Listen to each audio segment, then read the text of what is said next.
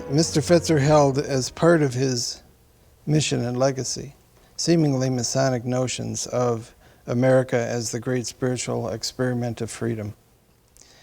In a 1989 archival interview, Mr. Fetzer said regarding his mission, I quote, "We have to carry it out till we get to the end of the line so that we really can find out what self-awareness is. You know, when the founding fathers of the country started to do this, coming up with the Declaration of Independence and all that, they set something in motion. And 200 years later in the land, now we're looking back and we see what happened thus far. Maybe another 200 years down the line, we'll look back and see what really has happened." Unquote. And thus the Fetzer mission is commonly called around Fetzer a 400 to 500 year mission. But for Mr. Fetzer himself, he centers it on the founding fathers of the American enterprise. So it connects to the founding fathers of America and also connects with Mr. Fetzer's notions of spiritual awareness and spiritual freedom. So my first question for you, Akram, is, do you see a symbiotic connection between the Masonic influence on the American ideals of freedom and independence and on Mr. Fetzer's view of the long-term 400 to 500 year mission of the Fetzer Institute? So. Well, absolutely. I see a lot of that, as a matter of fact. Let me start off by giving you my belief regarding the great experiment, and to build on what John described as a spiritual experiment. What typically is called the great experiment that is called America. Well, the founding fathers of the United States, of course, many of them, especially some of the more influential among them, such as, George Washington, James Madison, Ben Franklin, to name a few, who were Freemasons, were engaged in an enterprise. And the enterprise is building a new experiment that would not replicate what has taken place in the course of humanity, but more like to branch off, create something totally new that is rooted in a fundamental idea, and that idea is freedom. But to a Freemason, freedom has a dual nature. So we refer to it as enlightened freedom, and that's where you will see the spiritual component. There is the freedom of the obvious, the exoteric aspect of freedom. Freedom to work, freedom to move, freedom to worship, freedom to or freedom of. But then there is another aspect of freedom, which is the esoteric part, and that is being free from superstition, free from ignorance, free from tyranny, free from extremism, the kinds of things that would shackle the person. And when you think about it, at the heart of the experiment is that, is it possible for the human race not to repeat history? Or are we doomed? Are we always bound to repeat the past? History is very important, is prologue in many ways, but the whole idea of the experiment is that we can do better. And there is a way to constantly, by focusing on the future rather than the past, learn from the mistakes of the past, but focusing on the future as builders. And that explains to you the connection here as being a free Mason, free builder. We're constantly talking about the building of this experiment that is focusing on the future. And at the heart of that building process, there is a marriage that must be taken into account. And a Freemason is taught to do it on his own, but try to find that balance between the pursuit of knowledge. This is why learning the liberal arts, the sciences, is something that is mandated, that is, the Mason is encouraged to pursue. And along with that, the spiritual path. In other words, these two don't come into conflict. They basically converge and they come from the one source. And that is why the pursuit of the two and bringing them to some form of balance is very important. So the American experiment is fundamentally a spiritual experiment.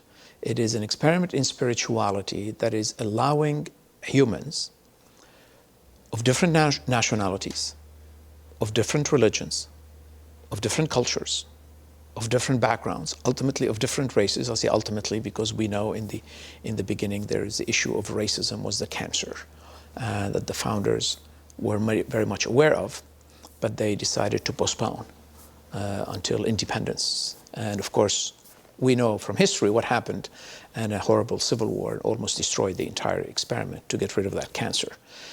But the idea is that, is it possible for people of these different backgrounds to be together, build, not coexist? Coexistence is irrelevant. We're talking about builders here.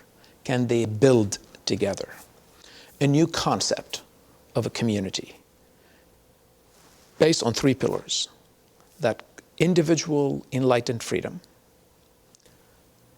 rule of the people, that is, can they govern themselves by themselves without needing a monarch, without needing some absolutist power that would dictate to them?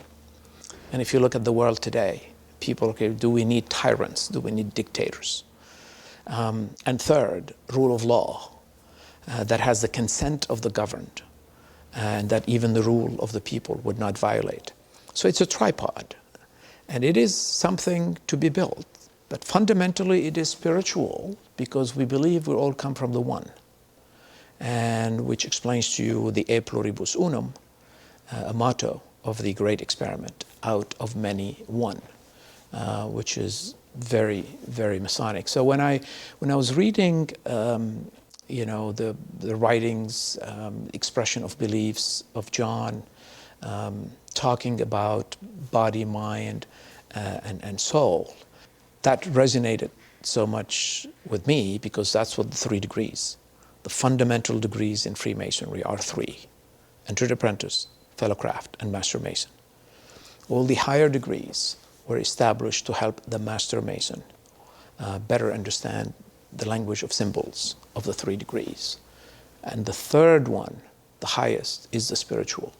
So can I become free physically, intellectually, and spiritually? One of the things that Mr. Fetzer wrote about in America's Agony was this idea that the United States, when he was writing this, Mr. Fetzer in the 60s, was going through a kind of second American Revolution, and that this was an ongoing process that would lead to the next stage in the development of the United States. Is there a kind of Masonic take on that idea of the 60s and the early 70s being a second American Revolution? And let me add just a little context on America's Agony then. This is the last chapter of John's second genealogy book that was published in '71. It's based on the story of George Washington at Valley Forge being visited in the depths of winter on the verge of failure by an angel, a goddess, perhaps the goddess Liberty would makes the most sense. And then she presented him the story of 3 perils. She called him the son of the Republic, look and listen.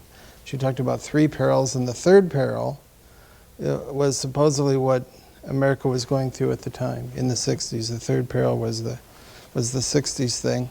And John's take on it in the writing was that there was also an opportunity that America seemed to be on the verge of a new age as well. So, the broader question is it a Masonic story, and what is the Masonic take on this America's Agony essay that John wrote in 1971?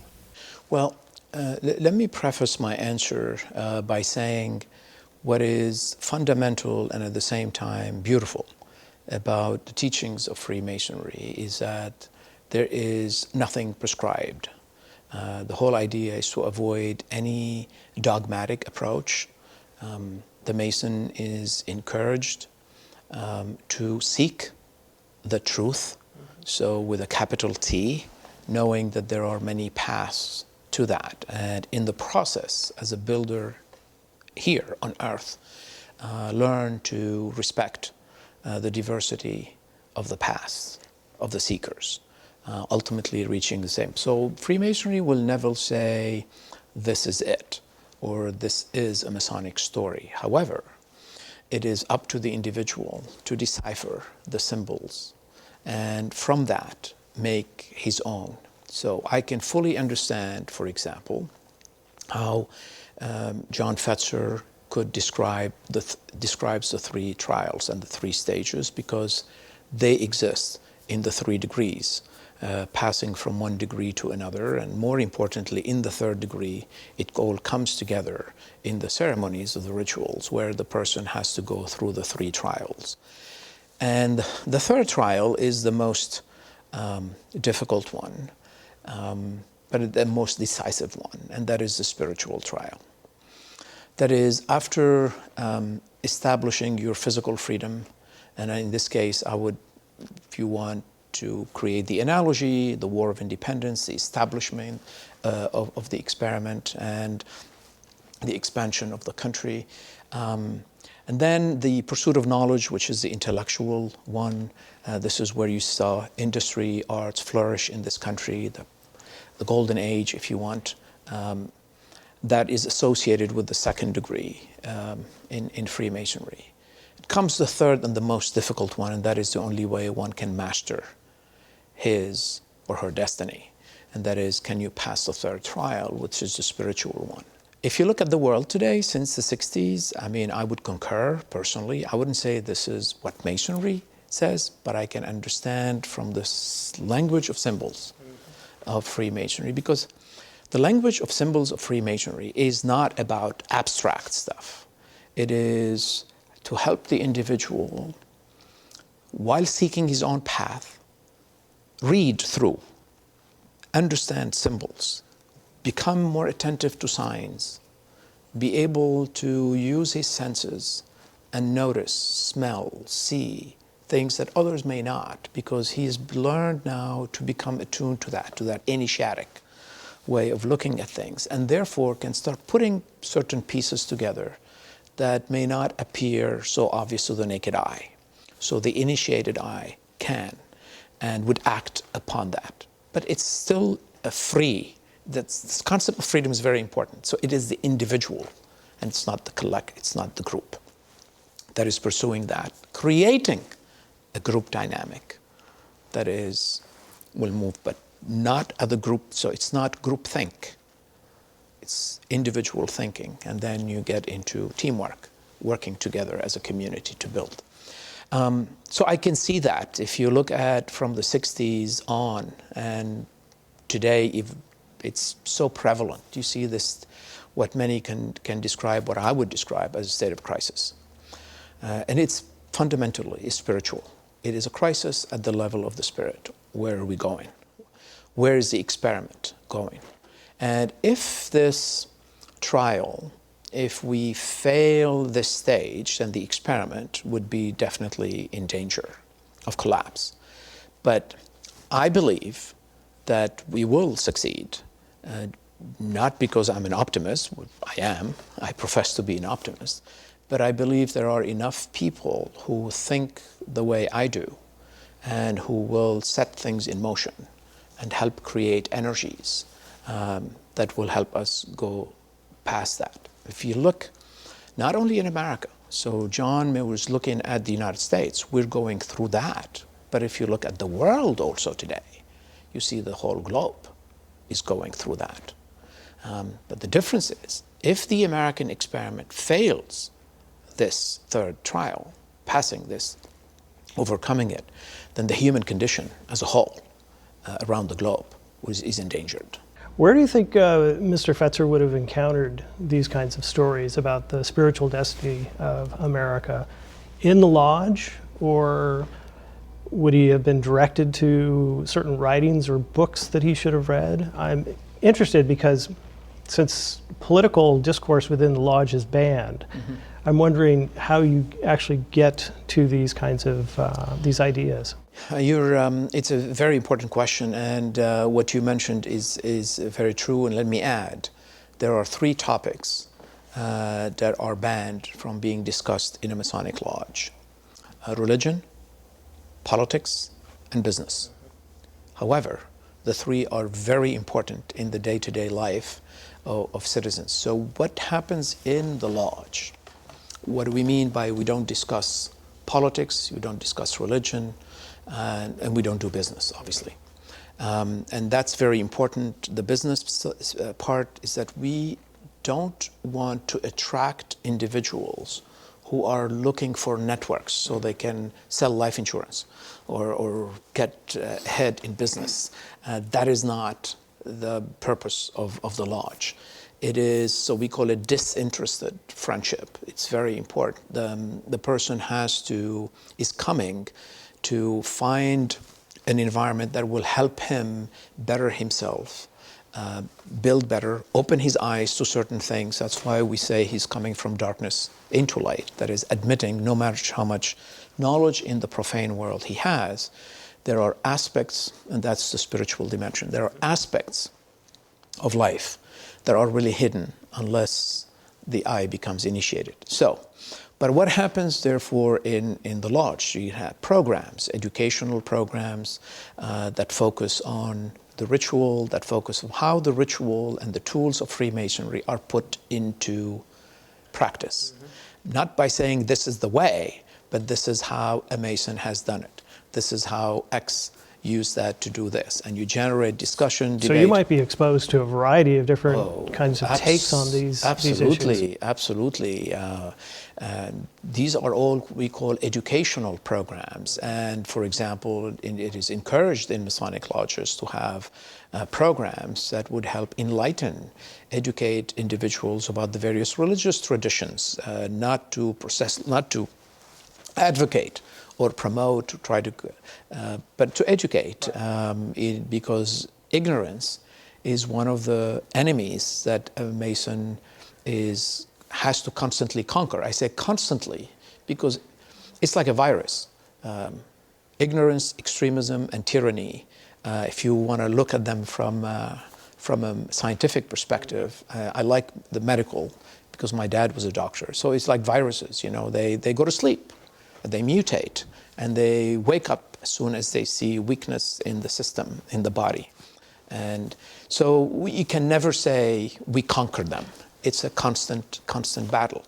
And bigotry, racism, collective imagery are always used in that process. So learning more about Judaism, Christianity, Islam, Buddhism, Hinduism, Deism from an educational perspective, that is very important.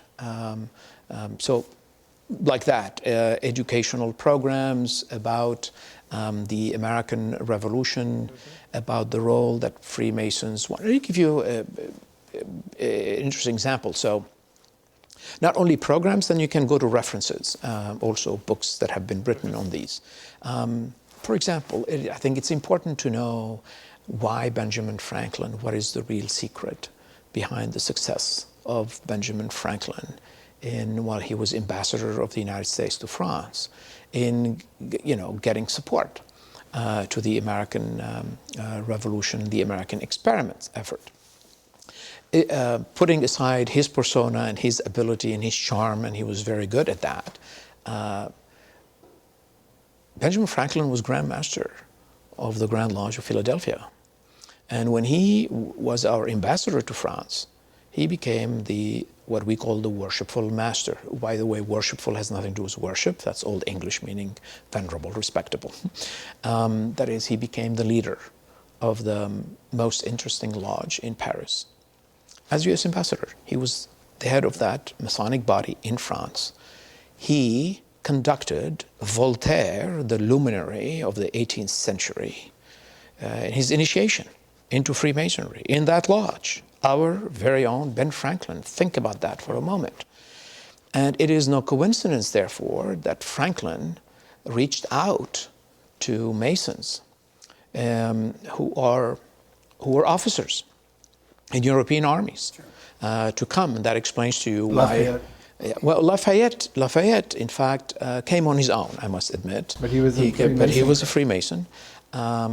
But others that were recruited, including in front of the White House, you have this wonderful park, Lafayette Park, named after Lafayette. But you have the Prussian von Steuben, you know, the Polish Kosciuszko. Almost every single one of the officers that came from Europe and fought, helped train the American militia and fought under George Washington in our War of Independence, were recruited by Ben Franklin using the network. In other words, reaching out to say, we're basically establishing this experiment. And Lafayette, for him, it was obvious. That's why it was obvious. It doesn't matter where this new spiritual experiment on Earth would take place. If America is the place, before France, so be it. So he was willing, though he was an aristocrat, a marquis, he was willing to put everything at risk and go fight that. And then, of course, went back and participated in the French experiment and ended up being jailed by the revolutionaries. So definitely, there's so these things are important. They were mainly told in programs, in educational programs, in Masonic meetings, and there are today. You find a lot of books. You find books in multiple languages, in fact, that would describe various aspects of that. On a History Channel show, I've got a quote from you saying, America is much more than a land, much more than a country, much more than a people. It is an idea. And that idea is liberty, freedom. And then you added, freedom is a feminine concept. Well, part of the experiment and part of the Masonic quest, that is the individual seeking to build a better self and to then build a better world, ultimately it relies on something very, very important. How does the Mason learn to find his own equilibrium, point of equilibrium, by balancing between the two aspects of the duality that exists in our world? Instead of pitting one against the other, instead of taking sides with one against the other, realizing that both are necessary, both complement each other, and the ability to rise above and see the whole thing. That's part of the equilibrium. So the masculine and the feminine are two very important aspects of the duality of life, the creation of the world, the physical world in which we live. And the feminine has been historically oppressed. If we read historical books in the way the human condition had progressed, the feminine was preserved by the mystery schools, the esoteric, what were called secret societies, who would then only transmit the knowledge of both the masculine and the feminine aspects of life and creation to the initiate, fearing, obviously, otherwise, if they would do it in the open, they would be accused of heresy, of blasphemy, or whatever it is, and that would cost them their life. That's number one. But there was another very important reason for keeping it in the schools of mystery. The person had to be ready. So it's for the seeker. It is not for mass production. So it is not made for anyone. It is made for everyone who is seeking. So it is part, and it's in the language of symbolism of Freemasonry, but also it is veiled, and this is why unveiling the symbolism by the individual to understand what lies behind these symbols are very important. So when we talk about enlightened freedom, that is the one that has the both at a state of equilibrium, and the feminine is very important. Now, you see freedom, liberty, typically represented by the feminine figure, feminine statue. The same for justice. Some of the great concepts that we cherish, let's say, universally, are represented by the feminine, but people don't focus much why. And this takes us back to some of the ancient traditions, back to the ancient Egyptians and the concept, the goddess Isis, and which explains to you why Egyptology and Egyptian symbolism exists also in Freemasonry. But it's not only going back to ancient Egypt. You find it in other traditions as well, in the Phoenician tradition, in the Zoroastrian tradition, in many of ancient traditions that mystery schools then took and transmitted. Sure. The Sophia tradition. The Sophia tradition. That's very well put. Yeah. So it's, and believe it or not, even many Freemasons don't focus on that feminine aspect as much, because the overwhelming majority of Freemasons are operating in the single-gendered fraternity of men, like in the United States. Most people don't know that there is feminine Freemasonry, which exists almost in every European country. Not as much in the United States. There are a few pockets, few places here and there. But because the focus is, and the tradition is around men who are joining lodges, and not much is talked about deciphering. For example, why do we talk about the moon? And what is the symbolism? So it's up to the individual Mason to start digging into, what is this? Why sun and moon? What are we talking about here? And we'll see at Fetzer that a lot of the symbols are feminine symbols, so this opens the door to yes, and you see address it there when we talk to you about that too. And you'll see that in this building where we are. The fact that you're going to see, number 8, which is associated with the feminine, the sacred feminine, number of Isis. So you're going to find 8 columns. You're going to see that number 8 in columns replicating or arches replicating itself in this building. You're going to find that in the Supreme Court building, Justice. So you have 16 columns, 8 by 8, again, because of the duality. But number 8 is associated with that, and some say it is no coincidence that the White House took 8 years to build. Well, it seems like we're also talking about here with the divine feminine, the notion of balance, light, dark, male, female. And could you talk a little bit more about that idea of balance within Freemasonry? Yes, the balance is very important. So we talk about, there's the balance between feminine and masculine. Most Masons immediately see the balance between black and white. So you have the checkered floor, for example. There is the 2 columns, the person being initiated constantly or goes through a set of 2 columns, and then there are 2 globes, the celestial and the terrestrial, above as below, below as above. And the big story here behind that, all of that, is to tell the Freemason it is up to him to understand the duality and understand that it is part of the laws of nature, and not to pit one against the other, because if you do, you create disharmony.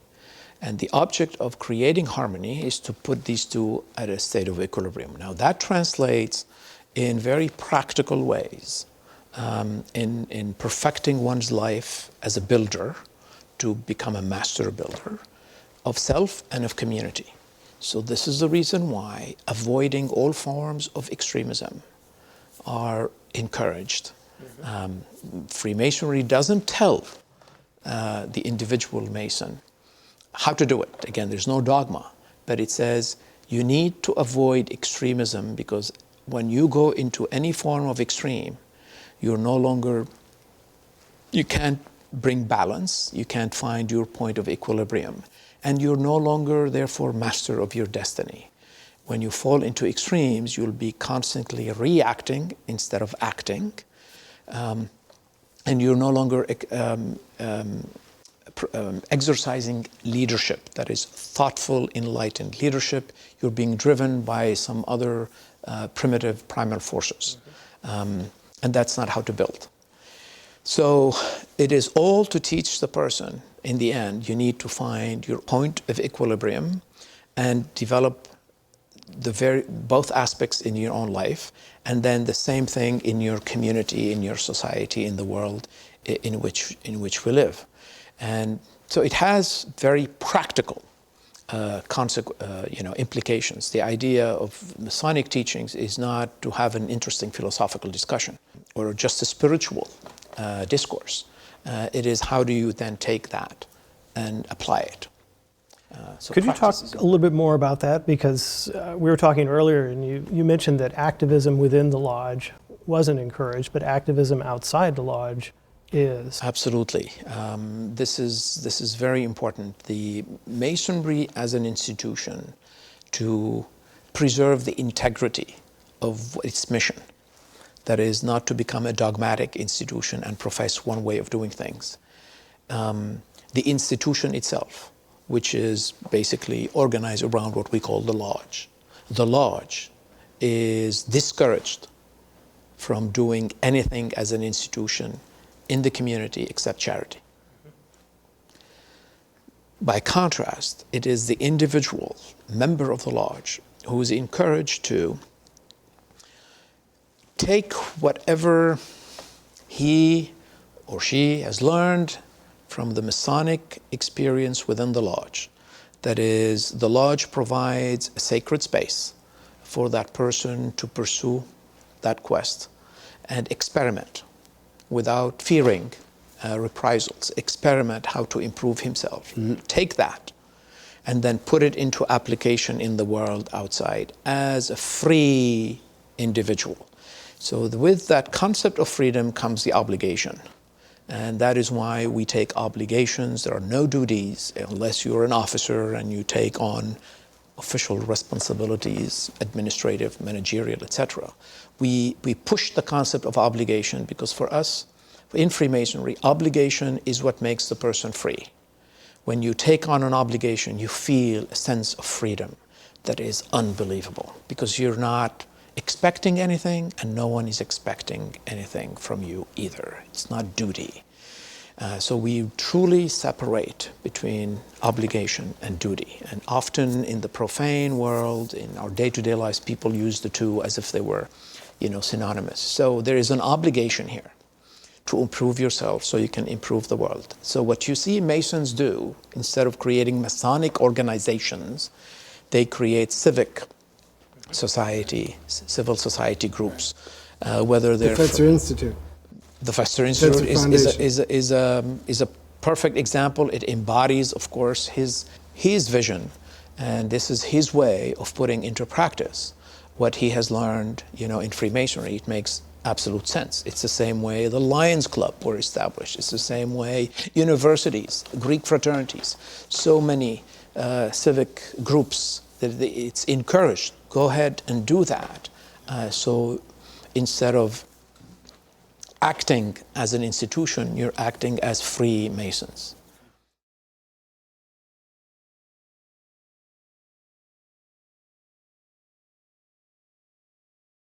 On a History Channel show a few years ago, Mr. Elias was interviewed. We referenced parts of that interview previously, and we'll make mention of it later on as well. On the show, Akram spoke about Washington, D.C., saying, quote, "There's no question that in the city of Washington many symbols exist and have to do with Freemasonry. The language of symbols was paramount, was essential to the American enterprise from the beginning," unquote. While we were with Akram in Washington, D.C., we went to and talked at many of the sites in D.C. which have Masonic symbolism.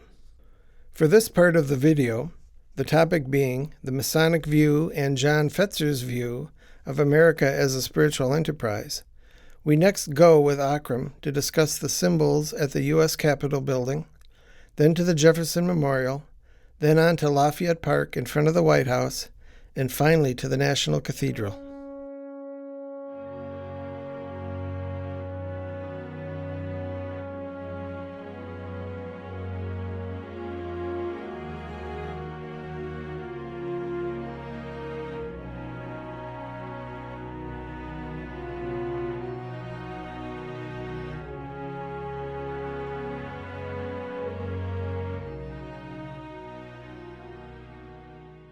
This is the center of the way the city of Washington was designed. Very important that the founding fathers of the United States wanted the District of Columbia, the seat of the nation's capital, to be designed based on geometry and reason to reflect the essence of the new great experiment. So this is point zero. The District of Columbia is divided into 4 quadrants: northwest, southwest, northeast, southeast. And the intersection is right here, point zero, at the heart of the Capitol building. Just to physically, symbolically state that it is the Capitol building where the Congress convenes is the heart of the great American experiment from a political perspective. We're standing here in the Capitol Visitor Center. You hear a lot of noise behind me. They're busy taking down some of the materials and equipment that had to do with the special ceremony commemorating the proclamation of emancipation of the United States of America. But behind me you see a replica statue. That is a replica of Freedom statue. Freedom statue stands atop of the dome of the Capitol building. And Freedom statue faces east. In other words, she has her back to the National Mall. Now, the symbolism of that is very powerful. By facing east, he's facing the sun. That is, the sun rises in the east and sets in the west. So the east is the source of physical light, but esoterically, it represents enlightenment. And the message here is that true freedom is the result of enlightenment. So the same way an individual, to become a master of his/her destiny, to become truly free, the individual needs to seek enlightenment in order to defeat his or her biggest enemies: extremism, ignorance, and tyranny. Likewise, this great experiment that we call America, to remain truly free and live up to its spiritual foundation, it must constantly seek enlightenment and attempt to defeat ignorance, extremism, and fanaticism. And it is for that reason that you see also inscribed on the wall this sentence, "In God we trust," which became a second motto of the United States, of the great experiment. And please keep in mind that the word God here, in its original 18th century meaning, refers to the creative force, the supreme being. And the key word is trust, not believe. For I can believe in something because my parents taught me to believe in something, or I grew up believing in one religion or another. Trust is a free choice. And if I say I trust someone, it is based on my own experience, of my own free will. And the idea here is that the relationship between the individual and that supreme power should never be imposed. It should be based on trust. And as far as the United States is concerned, that simply means that this great experiment relies heavily on the idea of trusting in the providence that has willed to the establishment of this great experiment that we call America.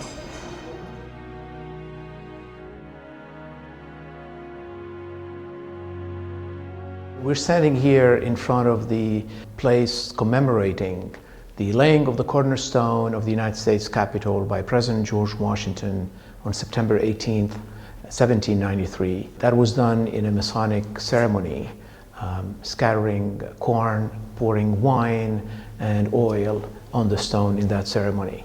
This was a fundamental ceremony that George Washington himself, wearing his Masonic regalia, led a Masonic parade down Pennsylvania Avenue from the site where the White House was being built to Jenkins Hill, which is Capitol Hill today, to lay that cornerstone, with the eyes of the nation on him, to basically send a very powerful message. This new great experiment is going to be governed based on the concept of enlightened freedom with the rule of the people, and the Capitol building is going to be the symbol of that majestic great experiment, not the White House. This is no longer about a czar, a king, a sultan, an emperor, a one person ruling over others. This is going to be a collective states coming together through a Congress, and through that Congress try to diffuse the light that will help promote prosperity, peace, and happiness among the people.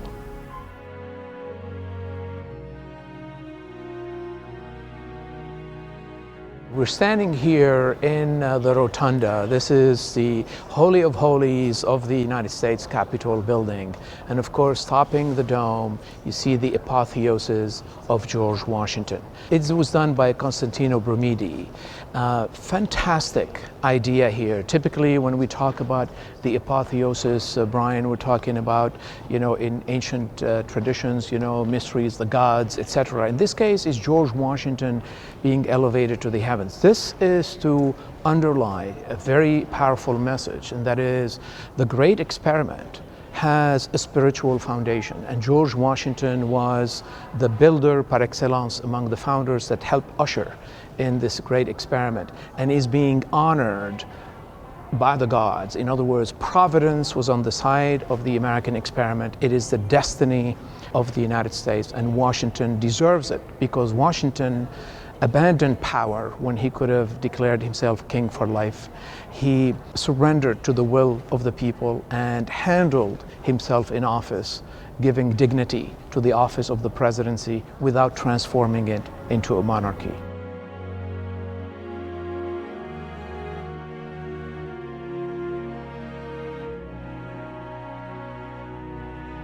So we're standing here in front of a painting depicting the historic laying of the cornerstone by President George Washington, that is the cornerstone of the United States Capitol, which he did on September 18th, 1793. Now that was done in a Masonic ceremony, which is very important, quite telling about the meaning of the great experiment and what the founding of America is all about. Now, an essential part of the ceremony is to scatter corn on the stone, pour some wine and some oil. And you can see in the painting 3 brethren, each one holding one of the vessels that contain, the oil, the corn, and the wine, which George Washington is going to use. And what is the symbolism of that? Is that corn represents prosperity, oil represents peace, and wine symbolizes happiness. And when a cornerstone of a public edifice, such as the United States Capitol, is laid Masonically, it is to send a powerful message to the people who would be working out of that building, that their main mission is not to rule over people, over others, not to subjugate people to their own whims, but rather to work in order to promote the peace, prosperity, and happiness of the people they're serving. And in Washington, D.C., many of the public buildings, including landmarks like the Washington Monument, the Smithsonian Institution, the Washington National Cathedral, to name a few, the White House, of course, their cornerstones were laid Masonically in this fashion. Okay, well, we're standing here in front of a painting commemorating the historic inauguration, first inauguration of the President of the United States, that is President George Washington. What is interesting about this ceremony, there are a couple of interesting facts that most Americans are not aware of. The first thing has to do with the taking the oath on a Bible that quite often is referred to in the media as the George Washington Bible. Well, there is no George Washington Bible. In other words, that Bible in which he took the oath was not his nor his family's. Here's what happened. At the ceremony, which was in New York, in what is called Wall Street today, Lower Manhattan, they never thought about the Bible being a necessary implement, for the ceremony itself. But Washington, having been a Mason, and you always take your oath and your obligations in Freemasonry on what's called the volume of the sacred law, whichever holy book you choose to believe in. So he said, I'm not taking an oath of office on nothing, so I need to have the Bible. And well, there was no Bible present. So he turned to Chancellor Livingston, who was running the ceremony, Chancellor of New York, and who was, of course, Grand Master. He said, why don't you send somebody to one of the lodges nearby and bring the Bible from the lodge room? Good idea. So they sent one of the brethren to go there and get it. That took about 32 minutes. Now, historically, the interesting thing about this is that this is the only time in American history when the president did not become president at 12 noon. We call it in the Masonic ritual high 12. It is on high 12 that the president of the United States is declared president. In this case, it was about 32 minutes late because of going to the lodge hole and bringing back the Bible. Now, the second interesting story about this had to do with the closing of the oath. In the constitutional oath, there was no "so help me God." George Washington ad-libbed. He just added those words because this is how one closes his Masonic obligation, the oath. We say, "So help me God," that is, "so help me that supreme power, intelligence," etc. So he added those words, and that became the tradition. So every president now says, "So help me God." So I thought it's two pieces of Americana that most people are not aware of.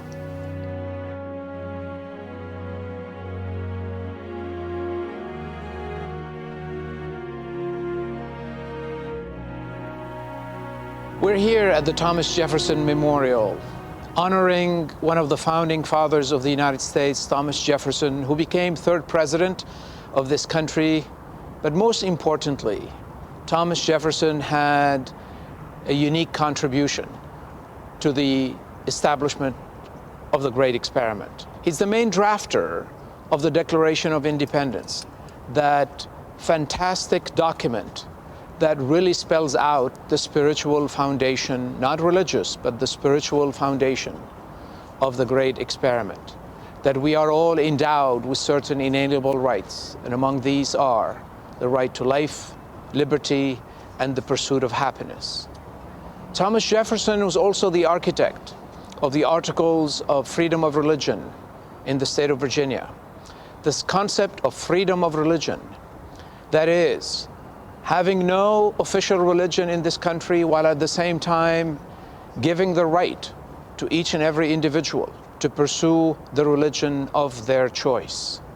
And another fundamental contribution was in the area of education, the pursuit of knowledge. How can we have this great experiment, spiritually inspired, relying on the rule of the people, unless the people had the tools to pursue their own education and enlightenment?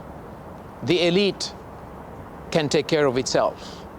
But if we are to have the rule of the people, the average citizen in this country should have access to education, to bettering himself or herself. So the rule of the people would not become the rule of the mob, but instead would be an enlightened rule of the people, for the people, and by the people. That is why he established the University of Virginia and laid out the foundation for higher public education in the United States. And that explains the connection here with the fraternity. Why? The concept of natural law, the natural laws that govern the universe, very important. Universal law, respecting all, at the foundation of this country, the support for education. And that is why Scottish Rite Freemason John Fetzer left a legacy behind and built an institute with the mission to help propagate this and help the Great Experiment and improve the human condition based on that spiritual foundation. It is no coincidence that John Fetzer had such an admiration for Thomas Jefferson and kept a copy of Thomas Jefferson's Bible close to him always to get inspired.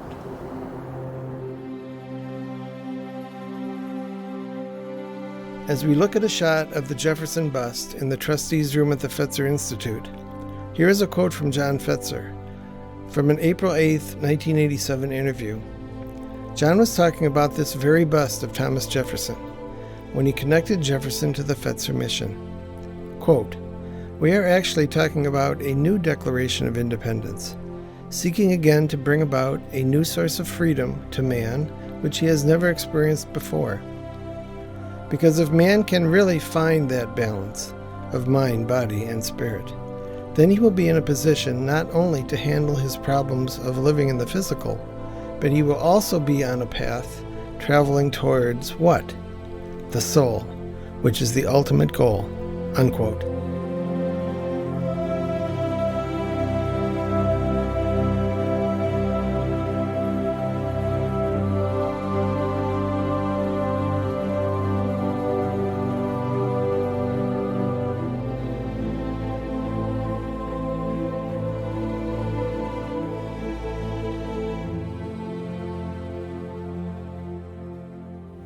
Standing here in front of the monument to General Kosciuszko, originally from Poland, the hero of the Battle of Saratoga in the war, Revolutionary War and War of Independence in the United States. Foreign-born, came here to work under George Washington and help the militia win the war against Britain. This park is called Lafayette Park, and Kosciuszko stands at one of the corners. Each corner in this park is dedicated to a foreign-born general who has come to the United States to help us in the War of Independence. And the common denominator between all four of them was the fact they were all members of the Society of Free and Accepted Masons. And one of the most important roles that Benjamin Franklin, who was Grand Master of the Grand Lodge of Philadelphia, did when he was in Paris as the US ambassador, was to preside over one of the most important lodges, Masonic lodges in Paris, in France. And through that connection, he helped recruit many officers from continental Europe to help train the militia and help George Washington win the war. So for many Masons, this park called Lafayette Park is also referred to as Fraternity Park. And while the White House was being built, Masons who were also stonemasons actually building the White House and came from Scotland would hold makeshift lodge meetings in the evenings in this park. So the park is really dedicated to the Freemasons that built the White House. Behind me is the statue of General Lafayette. The Marquis de Lafayette is one of the four generals honored in this Lafayette Park. Born in France, came to the United States again to assist in the War of Independence. The park is named after him, however, because he is first among equals, among all those generals who came to assist us in the War of Independence. Lafayette had a special role. He came on his own as a marquis, a member of the nobility in France, but truly believed in the spiritual foundation of an experiment. And what is that experiment? Is it at all possible for individuals of different backgrounds, of different walks of life, from different religions? Is it possible for diverse people to live under the same rule of law, to govern themselves by themselves, for themselves?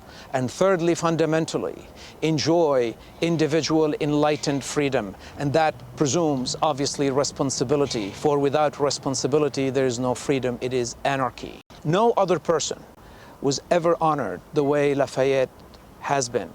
And for anyone who goes into the chamber of the House of Representatives, this explains to you why. There are only two portraits in that chamber.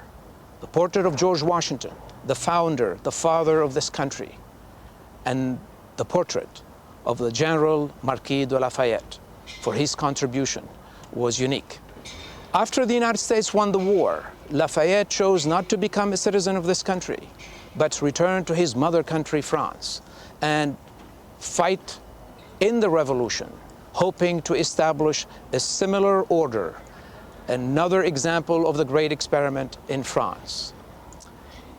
He was put in jail, and after he was freed, he played a key role in engineering some of the most important commercial and trade treaties between France and the United States, fulfilling part of that vision that through commerce, better relations can be built among nations. This helps avoid war and help humanity build always a better and more prosperous future.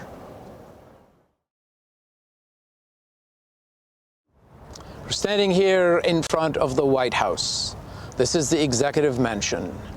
The cornerstone of the White House was also laid Masonically on October 13th, 1792. However, George Washington did not want to lay the cornerstone himself.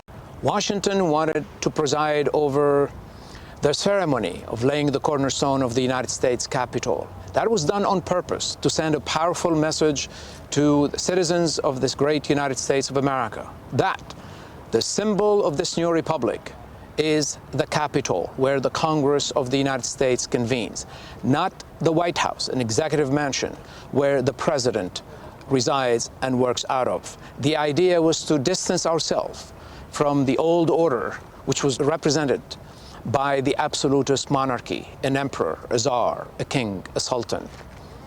This experiment was going to operate differently. And it is for that same reason that George Washington admonished Pierre l'Enfant, who was a Freemason, in designing the city of Washington. L'Enfant had picked a hill in the city of Alexandria, which was part of the District of Columbia at the time, to be the site of the United States Capitol. But because Alexandria was so close to Mount Vernon, the home of George Washington told him it is improper to have the seat of the Congress, the symbol of the new republic, be so close to my private property. Find another site on the other side of the Potomac River. And this is how we ended up with Capitol Hill today, all due to the leadership of George Washington, a Freemason, who, by example, established the parameters of the powers of the office. For let us not forget that there was a leap of faith in Philadelphia at the convention. The most controversial topic, the one discussion that almost disrupted the entire convention and could have put an end to the American experiment, had to do with the office and the powers of the presidency. In other words, Article 2 of the Constitution. But all eyes were laid on George Washington, trusting him to use power wisely, as a master would do, using his gavel.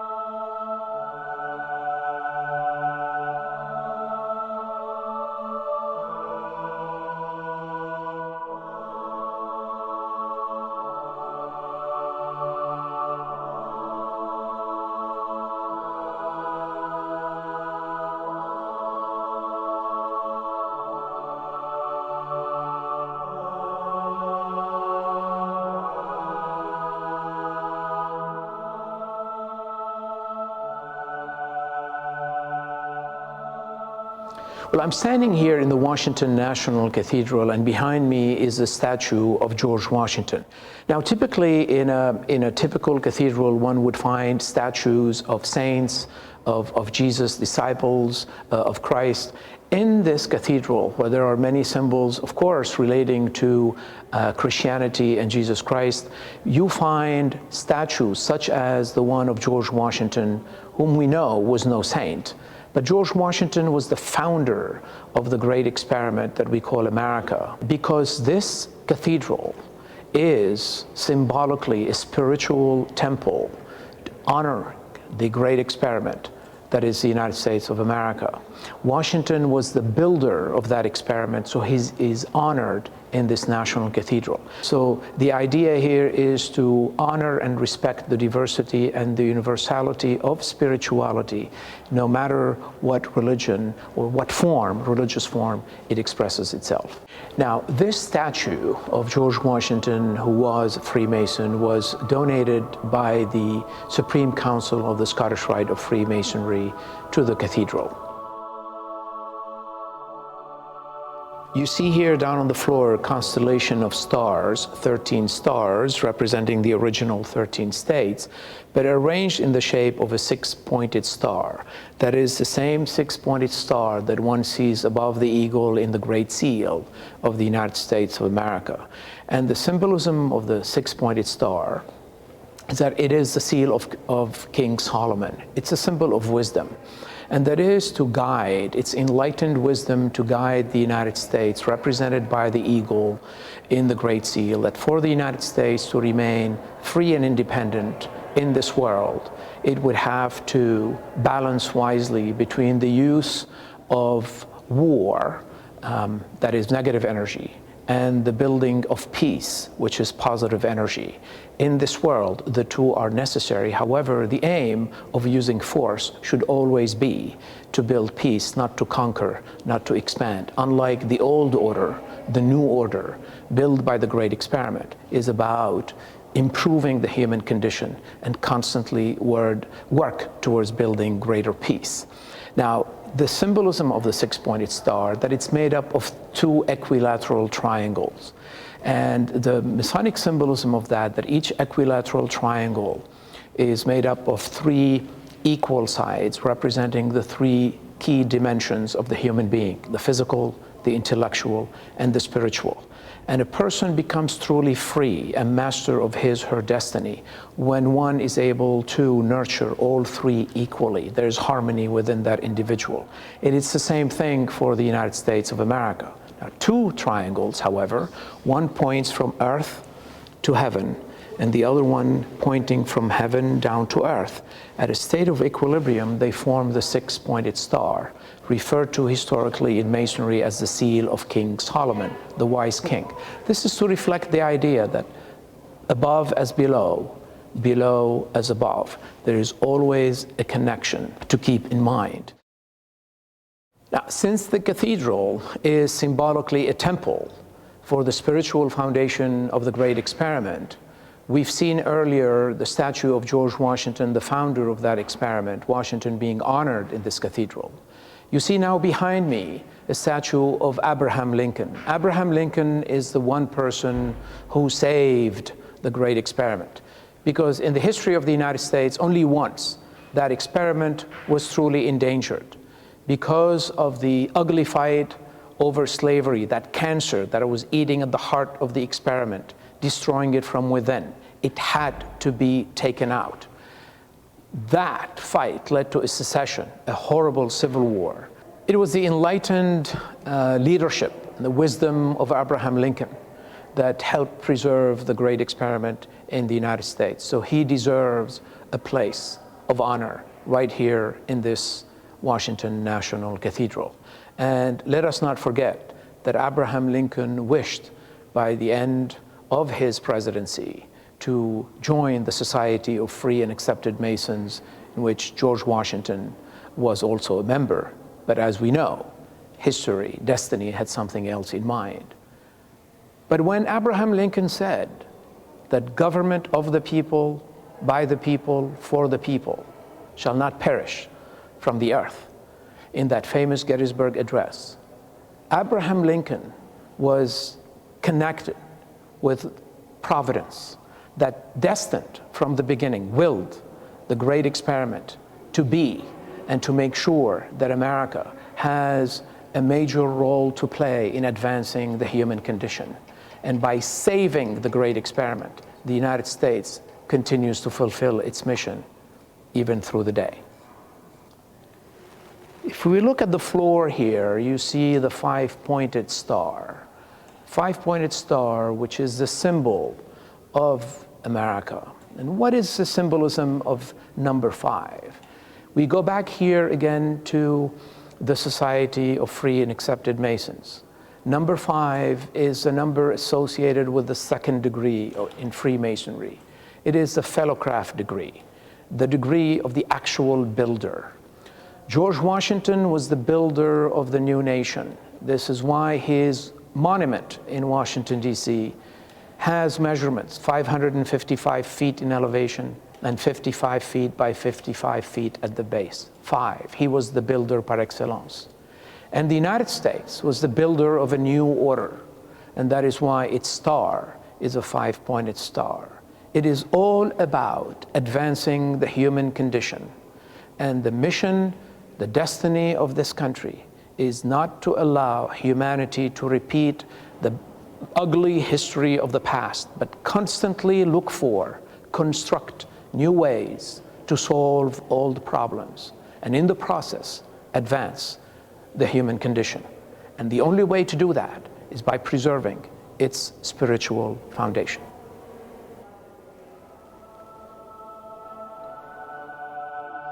The Washington National Cathedral is a unique landmark, not only in the city of Washington, but in this country, and possibly even in the world. It is designed to be a temple for the spiritual foundation of the great experiment that we call America. And it is for that reason that its cornerstone was laid in a Masonic ceremony by President and Freemason Theodore Roosevelt in 1907. It is for this reason that this cathedral has stained glass windows that have to do not only with Christianity and the life story of Jesus Christ, but also with the evolution of the great experiment and the two greatest Americans, the founder, George Washington, and the savior, Abraham Lincoln, both being honored with statues in this great cathedral.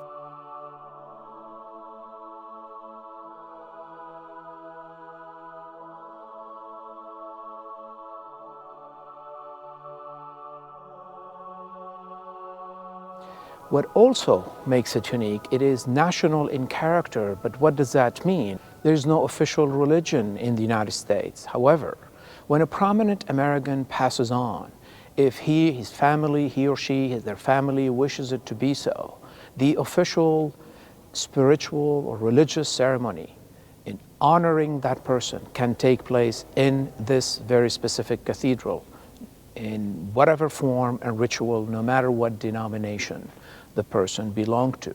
This gives it this national character, honoring the diversity of religious experiences in the United States, which reflect the spiritual foundation of the great experiment.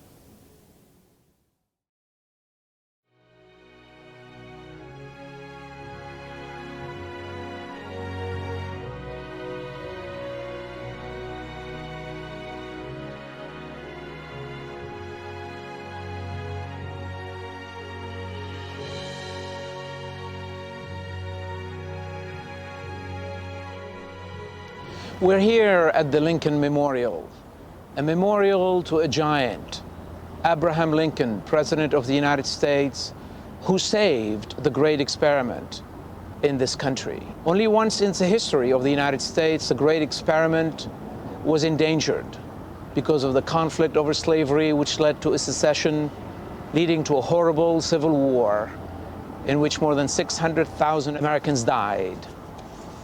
Lincoln, by winning the war, abolishing slavery, and preserving the Union, saved the great experiment.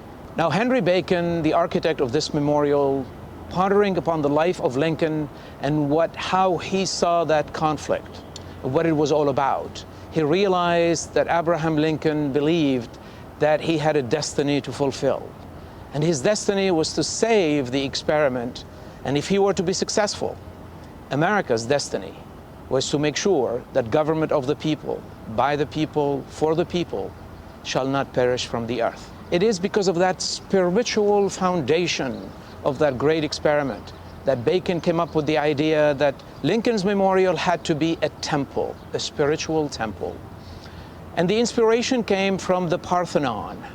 Since we're talking about government of the people, by the people, for the people, giving credit to the ancient Greeks who introduced the concept of demoscrat, democracy. So he went to the Parthenon, that to get his inspiration, and came up with this fantastic, beautiful, majestic memorial. Now, Daniel Chester French, who was a sculptor, added to that by basically stating Greeks erected temples to their gods, and to please their gods, they offered sacrifice on altars. Well, here we are in a temple that is symbolically a temple for democracy. And for that, Abraham Lincoln, behind me, is seated on a pedestal, the pedestal symbolically representing an altar. And because Abraham Lincoln was assassinated, he symbolically became the sacrificial lamb on the altar of democracy in the temple. What an extraordinary way to remember that great giant. And it is in this temple that Northerners and Southerners, Americans from all walks of life, from every part of the country, can come and feel they are all Americans.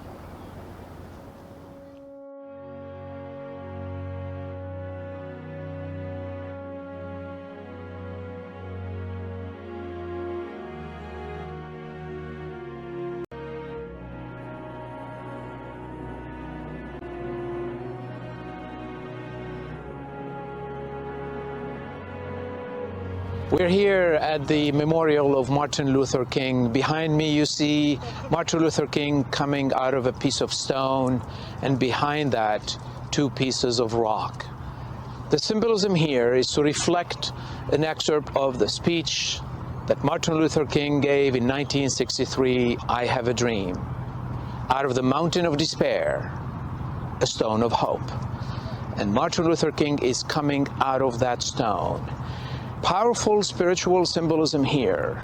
Instead of appealing to the instincts of people, pitting whites against blacks, blacks against whites, Martin Luther King appealed to the spiritual foundation of what it means to be an American, and inspired Americans to rise above the conflict and unite in a grand design to take the American experiment one step further into the future.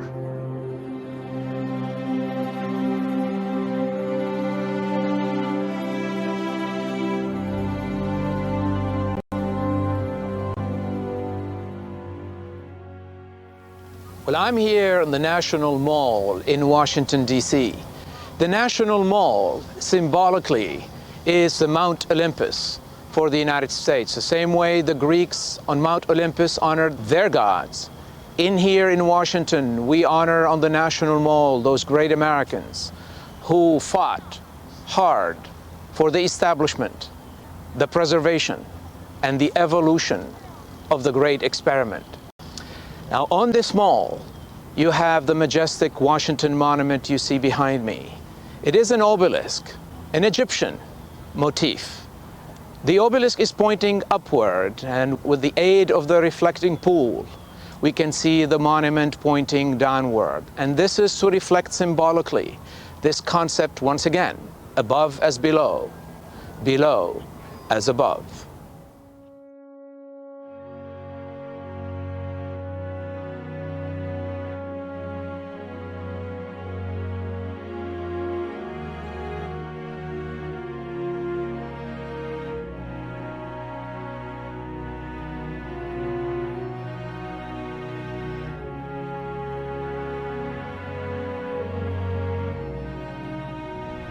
I'm standing here in front of the George Washington Monument, an Egyptian-styled obelisk dedicated to the memory of George Washington, first president, first among the founding fathers of the United States. And the first question that comes to mind, why an Egyptian-styled obelisk as a monument for our first president? What's the connection? We know very well that George Washington was not of Egyptian extraction. To understand that, it is important to reconnect with the vision of the founders, Washington included, their vision for the great experiment that we call America. Providence willed something, and the founders were the builders of that great experiment. Because they were builders, they looked for symbols that had to do with the effort of building, something that would be lasting. And the ancient Egyptians are considered to be some of the greatest masons, builders. They used stone, no metal, no cement, no concrete in their structures. And two of their most impressive structures were obelisks and pyramids. The pyramid one finds on the Great Seal of the United States of America. And the obelisk is prominently on display right here in Washington, D.C. at the heart of the National Mall. Obelisks were built by the ancient Egyptians, dedicated to the sun god Ra. An obelisk is a cross-section of a beam of light. And to the ancient Egyptians, the sun, Ra, was a god, the source of light, physical light, life and death on earth. In this case, we are talking about enlightenment. George Washington was the builder par excellence among the founders, coming together to establish a great experiment in enlightenment, an experiment that will hopefully take the human condition to the next level. It is for that purpose that his monument is an obelisk, a cross-section of a beam of light. Now, a beam of light also has to do with the concept of diversity within unity, the diversity of the 7 colors within the spectrum of white light. And George Washington helped bring together the diverse populations of the 13 colonies to form one union. Diversity within unity, the motto of the United States of America, e pluribus unum, out of many, one. The cornerstone of this Washington monument was laid also in a Masonic ceremony, similar to that of the White House, similar to that of the Capitol building, and so many other public edifices in the city. It was laid on July 4th, 1848, by the Grand Master of Masons of Washington, D.C., in the presence of the leaders of government of this country in this city, all gathered for that very important, spiritually founded and mysterious ceremony, dedicating the monument to George Washington, but symbolically the concept of diversity within unity, essential to the preservation and the success of the great experiment. Freemasons, as well as mystery schools, often use obelisks because obelisks represent that powerful symbol of building whose essence is coming from the universal spirit to help always build a better condition for humanity.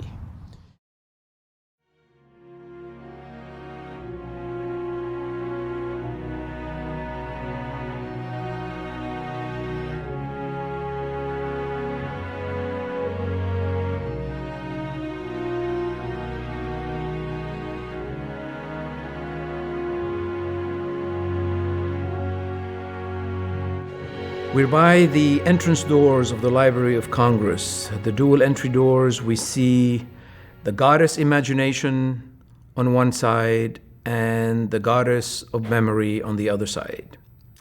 And each one is topped by a stylized winged Horus. Now, imagination refers to possibly the subconscious. Imagination refers to the creativity, the future. Memory refers to the conscience, but also preserving the tradition.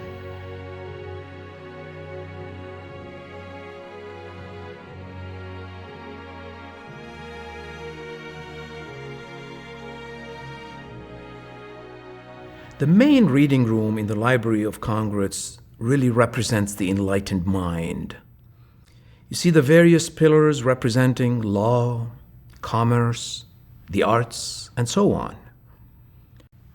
We see this room shaped as an octagon, and there are 8 pillars in this room, 8 being the number representing the sacred feminine. It is the aspect of feminine wisdom. In the main reading room, we have 2 pillars with a window in between. The religion pillar is on the left, science is on the right, and with the window representing great enlightenment in between. The seal of the United States surrounded by symbols of the states. Again, this is to symbolize how it is through enlightenment that we bring science and religion together, not to conflict with one another, but to complement one another. And this goes to the heart of the great experiment that we call the United States of America. And you can see here Henry, Simone, and Shakespeare. Yes, and Plato, Bacon.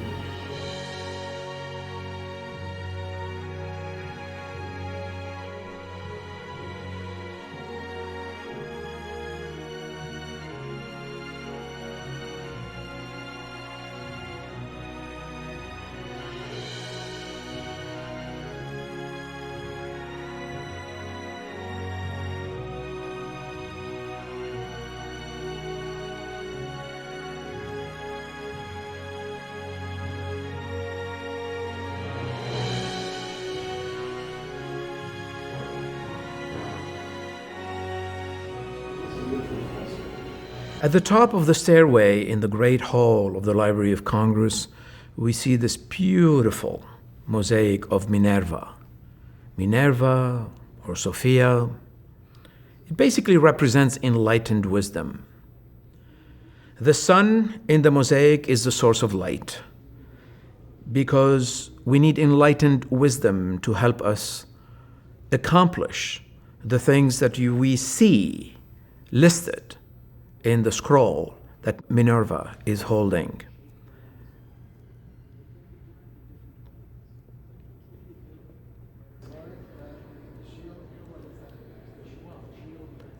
Oh, the mosaic was done by Elihu Fetzer, who was a Freemason. Interesting.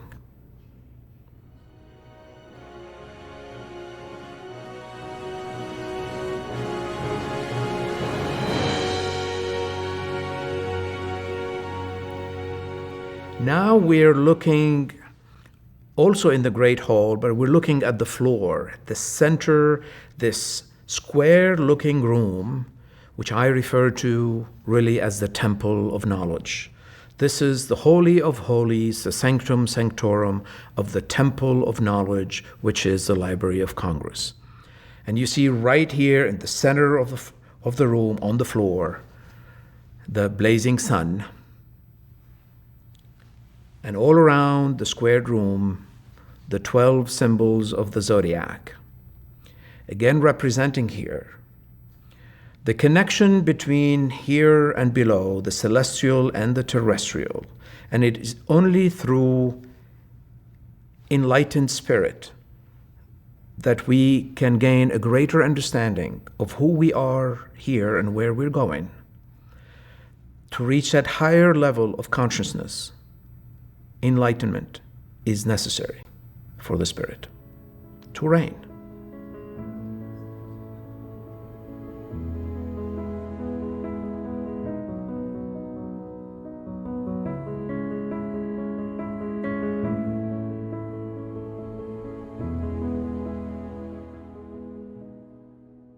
At the foot of the 2 staircases in the Great Hall of the library, we see figures, in fact, 2, each one holding an electric light to celebrate the electric discoveries of Benjamin Franklin, who was a Freemason and the Grand Master of the Grand Lodge, Philadelphia.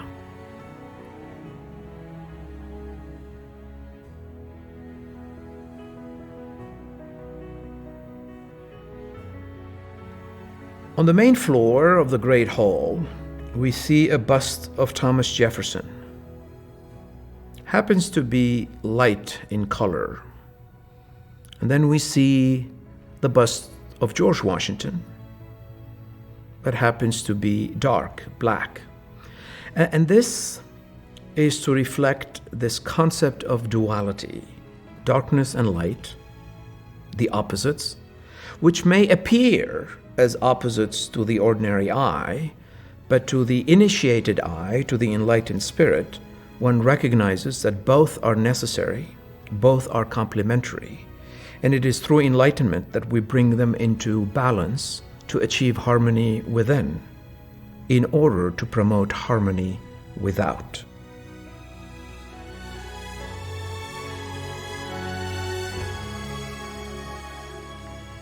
And here now we enter one of the quite esoteric rooms of the Library of Congress, the 4 Elements room. This room is dedicated to the 4 elements: earth, air, fire, and water. Now, in Freemasonry, earth is associated with the physical. Air is associated with the emotional nature of the human being. Fire is associated with the intellect, the intellectual pursuit. And water symbolizes the spirit. These 4 are so important to keep in balance. That relates This analogy of the four elements and how Freemasonry associates them to the emancipation of the human being.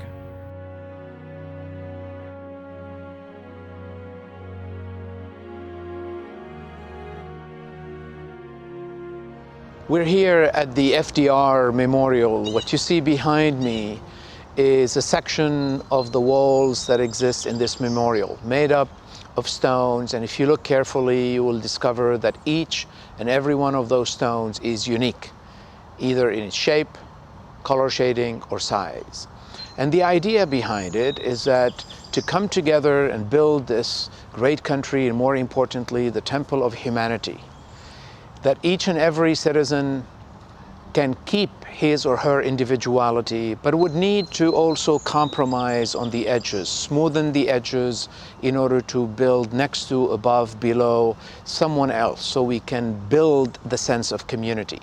So it's all about a balance between preserving the individuality, not losing it, but at the same time building the sense of community. And when we fail to do that, we face war, and that's where you see these stones, as we call them in Masonry, rough ashlars, that stones that refuse to compromise on the edges, to live next to and along with others and form that sense of community.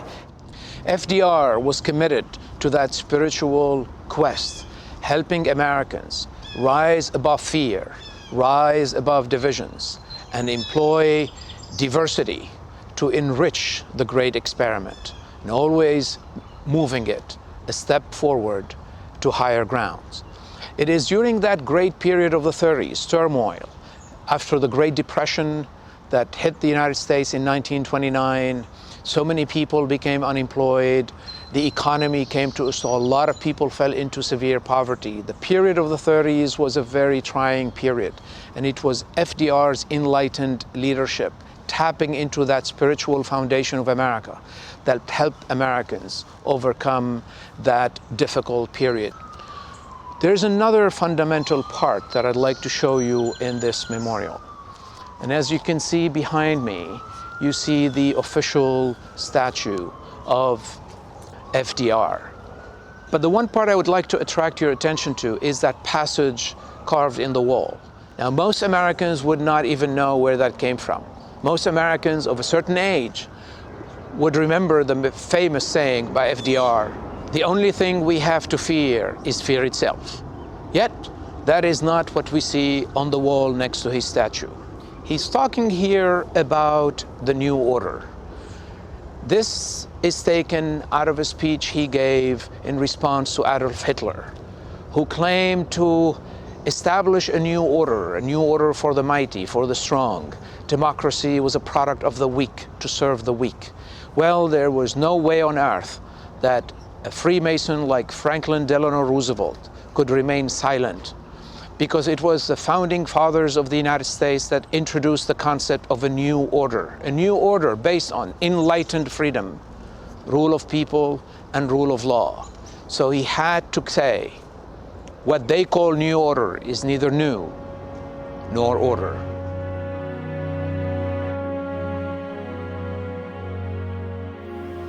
George Washington and the founders of the United States truly believed that Providence was on their side. They had a destiny to fulfill, establish a great experiment that will help take the human condition to the next level. And because of that, the ceremony to lay the cornerstone and the foundation of the White House was done in a Masonic fashion, filled with mystery. The Freemasons were involved in laying the cornerstone, in actually building the White House itself. That school of mystery, so important to that spiritual foundation of the great experiment that we call America. And that is the reason why, when President Truman was in this White House and the decision was made to renovate and renew the White House with new fixtures, plumbing, etc., modernize it, and the White House, the president moved to Blair House across the street. In the process of doing this work, they discovered a lot of those original stones that were carved and prepared, fit to build the building by those Scottish stonemasons who were Freemasons, and each one had left his own Masonic mark on it. So President Harry Truman, Grand Master of the Freemasons of Missouri, thought it was fit that each Grand Lodge in this country would have a piece of that history of the White House. So 49 stones were picked, one given to each one of the Grand Lodges of the 48 states at the time, and to Washington, D.C. Interesting, and mysterious.